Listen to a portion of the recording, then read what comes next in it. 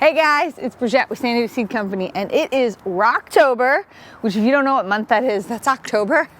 It's the best month, I think, of the year because it's my birthday month, which I celebrate all month long.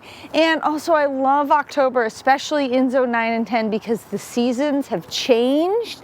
And there's just so many beautiful things about the subtle changes in weather in the fall, and it's time to plant all these crops. I'm gonna get into them in this video, but before I do that, make sure you hit the like and subscribe button so you're notified anytime we put out a video. Okay, so Rocktober, best month, right? There are a lot of things that you can plant. You should be pulling out your warm season crops and really focusing on your cool season crops. In our last video that the Liberty Mutual guy did, Jeff. Liberty, liberty, liberty, liberty. He did a video on September and he talked a lot about what we were planting in a transition month. Well, now we're full in fall, okay? We have transitioned, we have arrived, we're in fall. And I want to talk a little bit about the subtle differences in the weather that tell you that it is fall. So things like this. If you look over here, beep, beep, beep, our plants are covered in the morning, they're covered in dew, okay? This is a indicator of the weather changes from night to day. So nighttime, the weather temperatures are dropping significantly. Daytime, it's getting warmer. That's causing us to have a lot of dew.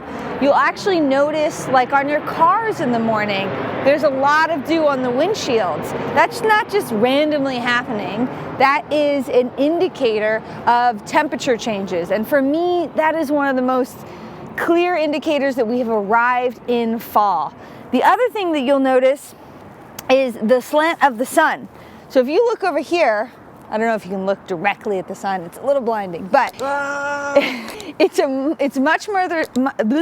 it's much more further south than it has been originally. Now, you wouldn't know that unless you pay attention to the sun, but if you're a gardener, you should be. You should be noticing the position of the sun throughout the year because it's going to make you a better gardener and make you much more in tune with nature. So the sun is getting further south, the shadows are getting longer, the temperatures are getting cooler, just in general, even if you're from like the Midwest, like, can you tell I am? Totally from Kansas. My aunt got me this top. Is it not the coolest top ever? I think it's hilarious. But even if you're from the Midwest and you just moved here, you should know that it is fall, despite the fact that sometimes we can have 90-degree weathers. Next week, it's supposed to be up into the 90s, which is very warm, but it is fall, I promise, and that's when we want to plant our fall crops. Okay, so let's talk a little bit about the intensity of the sun. So we talk a lot about the hours of sunlight, and that is a big concept that if you're a new gardener, you really want to understand that hours of sunlight affect which crops you grow successfully. But it's not just about how long you have the sunlight throughout the day, it's also the intensity of the sun. So in the fall and the winter, the sunlight gets a lot less intense. It is at a different angle in the sky, it's going through more atmosphere, and it's just not as harsh. And you can feel it on your skin. I always tell people, if you're a new gardener, think about how you feel when you go outside. If you go outside and you're like, the sun is so intense and it's so hot, think about what your plants feel. Right now, the sun is out, but it's beautiful, and throughout the day it will get warmer, but I can even stand in the sun and I don't feel like an intense amount of UV radiation because it's fall. Now these crops here, they all love those types of conditions. They like cooler weather, they like less intense sunlight, ample moisture, which in our climate we don't really get, but you can install irrigation, which is how we cheat the system basically. We use irrigation to make sure there's ample moisture. And they grow during this time of year because they love those conditions. So, brassicas. Now, if you are a new gardener, you're probably looking at this list and you're like, what are these things? I specifically did this because I want you at home to sing along with me or guess what these crops are. So, brassicas, let's hear it, guys. What are they?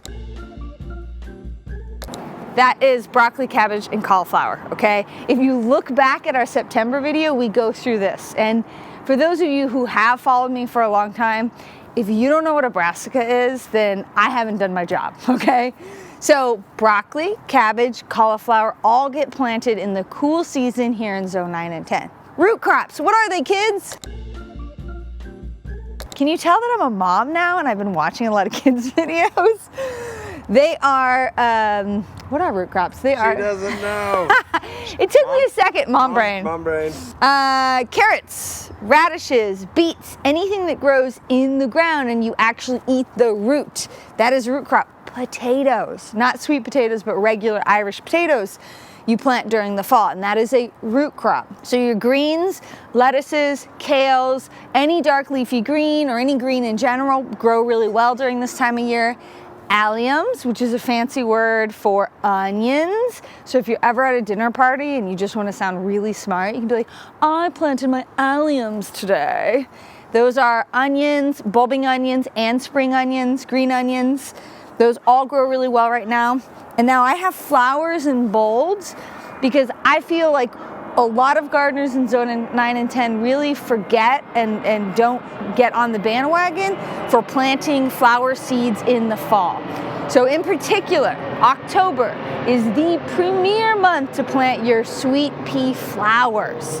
Now, peas, like you eat, you plant those as well, but sweet pea flowers, the ones that you grow just for the blooms, in zone 9 and 10, if you wait too long into the fall to plant them, you get kind of puny plants. So you really want to plant them in October.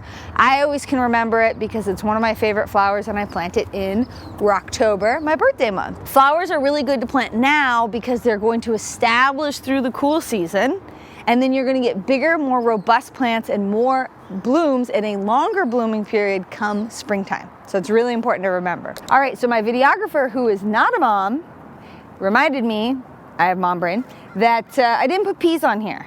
Well, I didn't put peas on here because it was kind of like a, you know, whatever they call it when your brain does something that you're not aware of.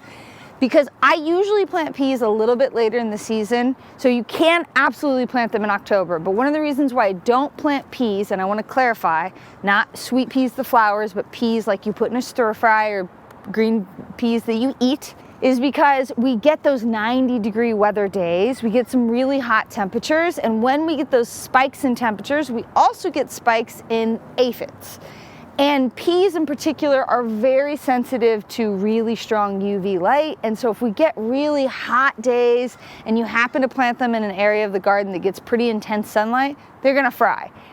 I bet a lot of you who are new gardeners have done that. You planted your peas, you were all excited, it felt like fall, and then they just literally turned white and they fried. That's because of the weather temperatures. So I usually wait and push those to the end of my fall planting. So maybe doing those in November or even as late as December, because I want to guarantee that they grow easily in cooler temperatures. Also, I have a laundry list of other things to do, so they kind of get pushed off to the side. Okay, so for those of you who have just moved here from, say, I don't know, Kansas, Oklahoma, wherever, not San Diego, your growing seasons are linear in the sense that there's a beginning and an end. And that can be very confusing because here in San Diego, ours is circular. Our seasons go on and on and on and on. We can grow 365 days a year. And that can be very confusing because in the fall, we're planting all of our fall season crops, usually without much thought about frost. That's because in zone 9 and 10, we rarely get frost. And if we do, we use something called row cover. We use the lightest weight row cover because we really don't get that cold and our frosts don't get that, are not that strong, so we don't need a really heavy fabric to protect them. So for those of you who usually plant 2 cool season gardens, one in the fall and one in the spring, you can plant those all together. We can plant them now and we can keep succession planting all the way through spring because there's not going to be a hard stop to our growing season. At no point is it going to be too cold or the ground is going to be too hard to grow anything here in zone 9 and 10, and that's why it's one of the best regions to grow in the United States. Okay, so a key concept I really want you to take away from this video that will help you in your overarching understanding of gardening in zone 9 and 10 is the difference between the types of crops you grow in cool season and warm season. This is a cool season crop. This is Ethiopian kale. It is a dark leafy green. Everything on this list, you either eat the root, the head of the plant before it goes to flower, or the body of the plant. So, you know, brassicas, you're eating the heading part of it before it flowers. Root crops, you're eating the roots. Greens, you're eating the body of it, the dark leafy green parts. Onions, you're also eating the body. None of these crops you eat what we would consider to be a fruit. This is a big, massive watermelon. I mean, not massive, but it's a pretty good sized watermelon. This is from the end of the warm season. We've got some straggler tomatoes in there as well. These are fruits. Everything that you grow during the warm season is a fruit. And the reason why you can grow fruits during the warm season is because the days are so long and the temperatures are so warm. You would not be able to successfully grow a watermelon if you planted it now and tried to grow it throughout the cool season, even if we had an unseasonably warm, cool season. And it has to do with the hours of sunlight, the intensity of the sun, and basically just the energy that the plant gets. For example, this does not take as much energy as this. This takes a massive amount of UV energy to make this happen. And so you're not gonna be able to grow this during the cool season. So that's another fun game that you can play with people. You can quiz them on what's the big difference between cool season and warm season. And that is, warm season you grow fruits, cool season you grow plants that you eat the leaves and the roots of the plant.